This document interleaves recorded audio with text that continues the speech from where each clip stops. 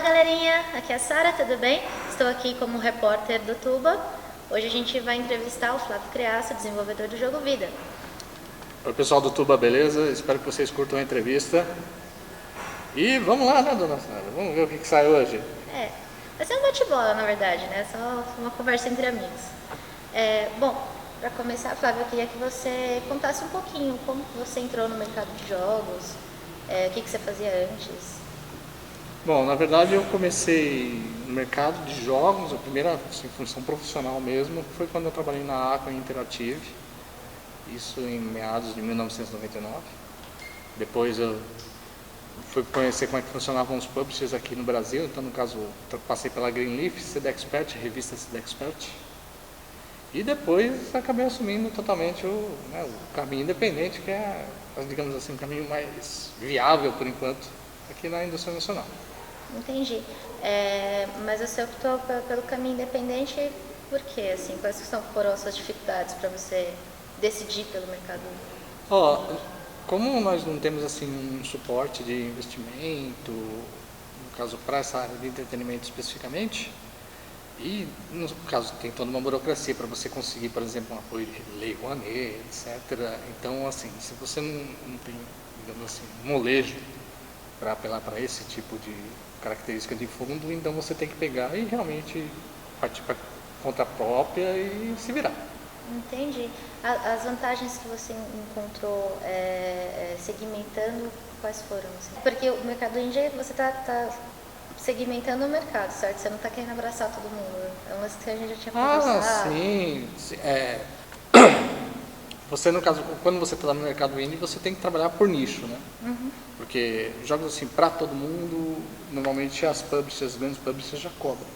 Quando você está pegando e trabalhando com o mercado independente, você tem que pegar um foco, uma categoria de player que você acha que não esteja sendo bem atendida, exatamente naquele gosto, e atacar, concentrar totalmente ali. Então, no caso, como eu já tinha uma certa facilidade de fazer essa coisa de trabalhar com horror, escrever horror, e também minha arte é muito baseada na cultura dos anos 90, uma coisa mais dark, mais gore, então eu resolvi atacar para esse lado. Essa experiência que você disse que você tinha com o terror, conta pra gente, eu sei que é mais então, atrás, assim. Esse é o ponto, né? Quando você pega e assim, joga RPG, normalmente você não cria nada do zero.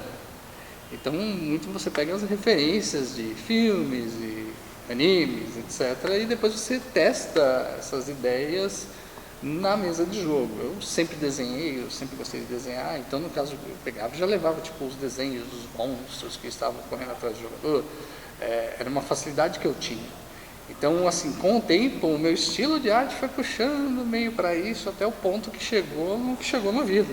Eu já estava praticamente brincando de ser cenobita lá com os pedaços de monstro que eu joguei. Mas é divertido, porque você trouxe bastante do que você curtia para dentro do seu jogo, né? Ele é basicamente os seus gostos materializados em jogo, né?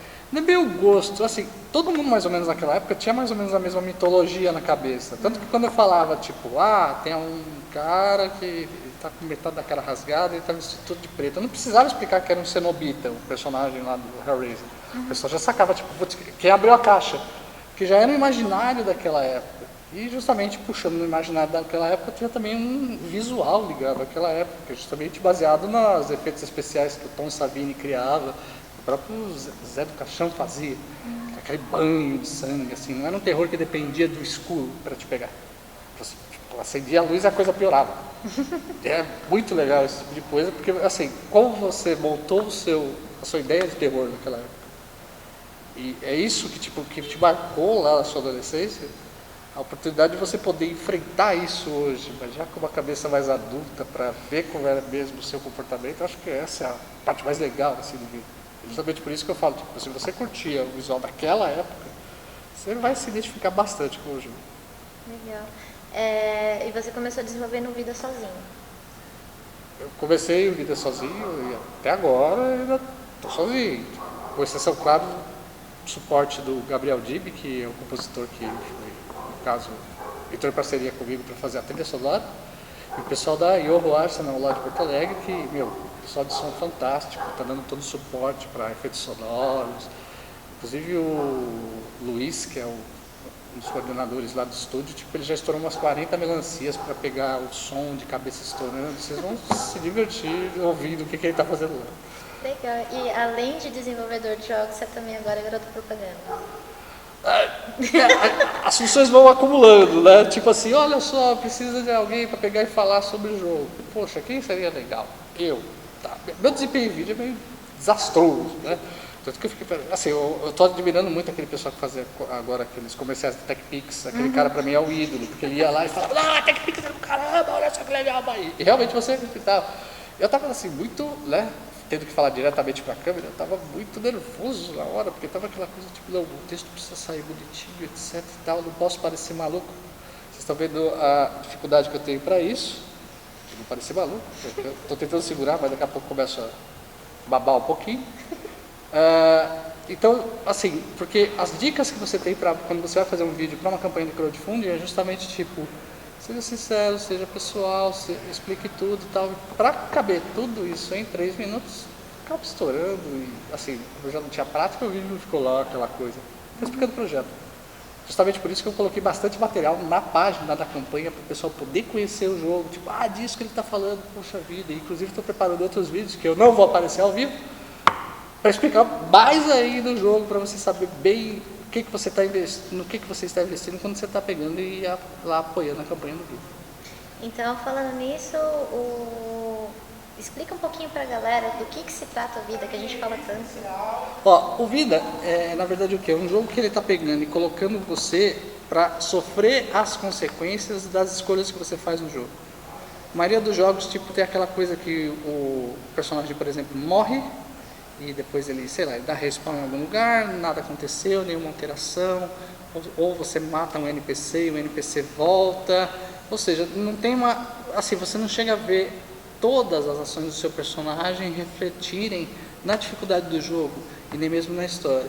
O Vida já é justamente essa coisa de você poder chegar, tipo, se você faz alguma coisa no jogo, você sofre todas as consequências daquele ato, matar um NPC, se você pega e resolve, por exemplo, seguir o caminho da corrupção, que seria um abissal, você acaba vendo aquilo refletido no seu corpo. Se você, tipo, você quer livrar o mundo da corrupção, você acaba virando um celestial. Ou seja, é uma interação, é um mundo mais vivo. Porque é muito triste quando você pega e faz a história do jogo e depois quando você volta na cidade inicial, que você está com os itens melhores no New Game+, está exatamente os mesmos problemas, a cidade está exatamente igual e não é bem assim que o RPG de mesa funcionava.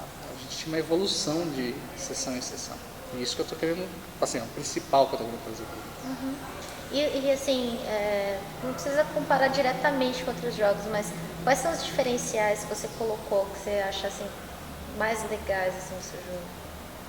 Ó, essa alteração de mundo eu já achei tipo bem diferente, porque tipo, eu passo nessa cidade, eu matei, sei lá, um monstro e a cidade depois ela começa a se modificar. Você vai lá e tipo, olha, eu salvei essa cidade e no caso eu sou representante desse Deus, adoro esse Deus. Daí a cidade inteira muda. E isso é persistente entre personagens, que é uma coisa nova. Porque depois, por exemplo, você chega com outro personagem, você não vai ter mais aquela missão para fazer. A cidade já está alterada. Então, tem todo um ciclo que você pode... Inclusive, você pode ficar usando personagens diferentes para alterar o mundo de maneiras diferentes para ir justamente modificando a história. Sim. Isso é bem legal. Você chegou a comentar que não vai ter o minimapa, né? Não vai ter minimapa. Inclusive, para isso, você vai ter que utilizar bastante do sangue permanente, porque quando você mata... Explica pra galera o que é o sangue permanente. Quando você mata o inimigo, em muitos jogos, o sangue pega, gera aquela poça, e depois o que acontece? Por causa do requisito de vídeo, eles têm que tirar aquela poça do jogo, justamente para não ficar pesando na sua placa.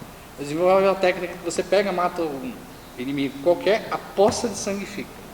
Então, se você passar por aqui, matar um inimigo, e se perder... Se você voltar, você tem aqui a marcação, o sangue está aqui, então você tem como pegar e tipo, poxa, daqui para a direita eu já fui, então o que eu faço? Eu subo para a esquerda. Por que eu tirei o minimapa? Bom, além do problema de ter um GPS ser uma desvantagem, digamos assim, justamente para poder te pegar de surpresa, porque na verdade o jogo tem que te surpreender. Eu tenho um auxiliar para vocês, que é justamente a bússola, que fica no canto inferior direito da tela. Então assim, você tem a referência de norte, sul, leste, oeste, e você, com essa referência, você compõe junto com as manchas de sangue o seu posicionamento. Fica uma coisa muito mais próxima de uma exploração na época medieval. Bem legal. Você já lançou, né, o Profound. Tem pessoas já falando do seu jogo, fazendo vídeos, e esses vídeos eles geram comentários. Como você está reagindo aos comentários das pessoas que estão assistindo os vídeos? Assim, gosto. O gosto de cada um, lógico, assim, cada um logicamente vai ter sua opinião, o respeito, assim, tem alguns feedbacks que eu acho interessantes. Por exemplo, tem muita gente que pegou e falou, mas você ainda não explicou o jogo completamente.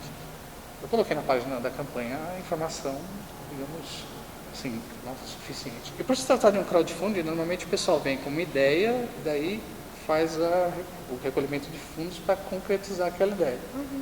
O que não deu para eu disponibilizar é justamente um beta, um demo de gameplay, mas tem lá, se você for no canal do YouTube, tem todos os vídeos, o jogo funciona assim, assim, assim, assim. Tem algumas coisas ainda que está faltando? Eu sei que tem, tá? Eu não vou ligar para vocês. Só que é justamente isso, eu estou tentando reunir a equipe dos artistas que vão dar uma melhorada no visual do jogo. Eu estou me concentrando até agora em levantar a estrutura básica do jogo, que é uma coisa completamente diferente. Eu não posso ao mesmo tempo me dedicar à programação e fazer o melhor boneco do mundo. Se eu pego e faço o melhor boneco do mundo, o jogo não funciona porque eu não me dediquei à programação. Então eu tive que ficar dividindo minha atenção. Uhum. Todo mundo, lógico, eu ouço, tá? Mas assim, eu quero que vocês fiquem tranquilos, que o que está acontecendo, qualquer problema que vocês estejam vendo, na verdade é resultado direto da falta de recursos. Que eu espero resolver com a campanha, né? Colabora lá comigo. Com certeza. Uma sugestão de um dos apresentadores do Tuba foi perguntar para você se o vídeo ele vai virar uma série. Assim, se você pretende fazer uma série de fanfiction dela, igual o Assassin's Creed fez, de ter lido, além do jogo. A história do Vida, quando eu escrevi o livro para fazer o registro da propriedade intelectual, ela foi feita num sistema não Senhor dos Anéis.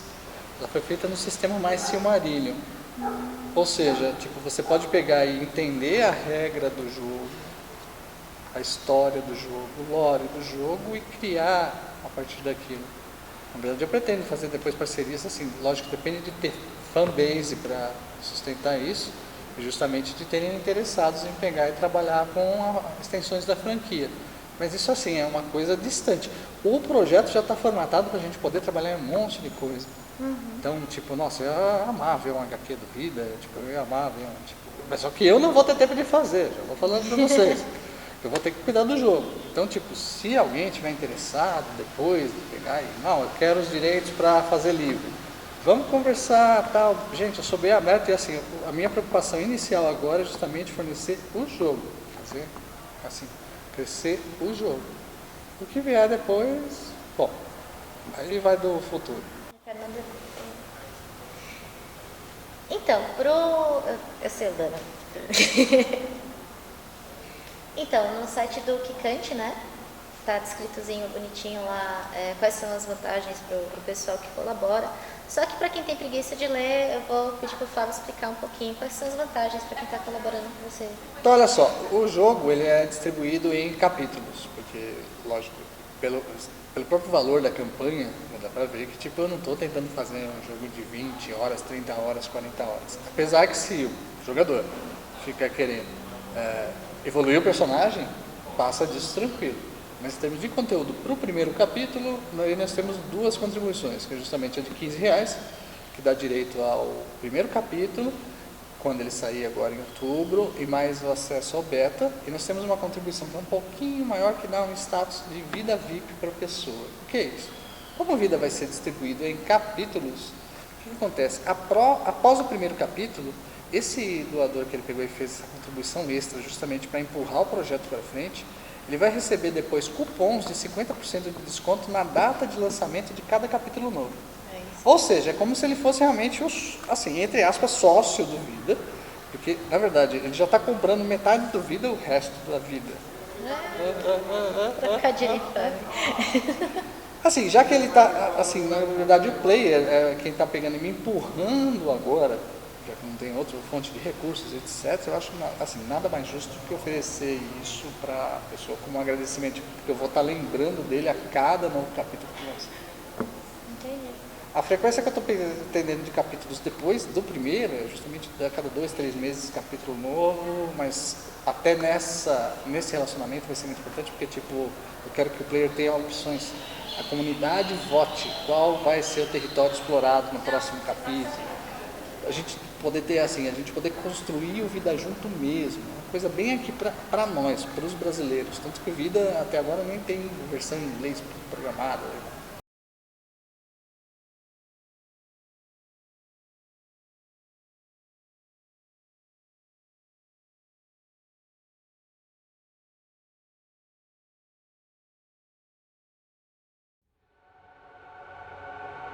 O que faz uma lenda?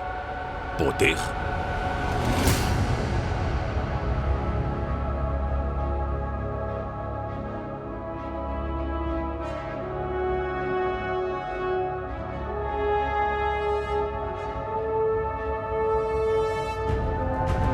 Não. O poder é necessário, mas muitos obtiveram poder e foram jogados no esquecimento.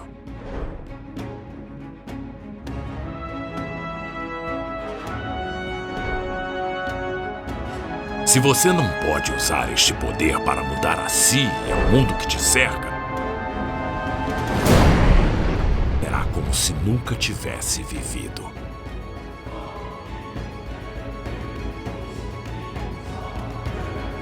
Mudança. Isto é o que faz uma lenda. Isto é a essência da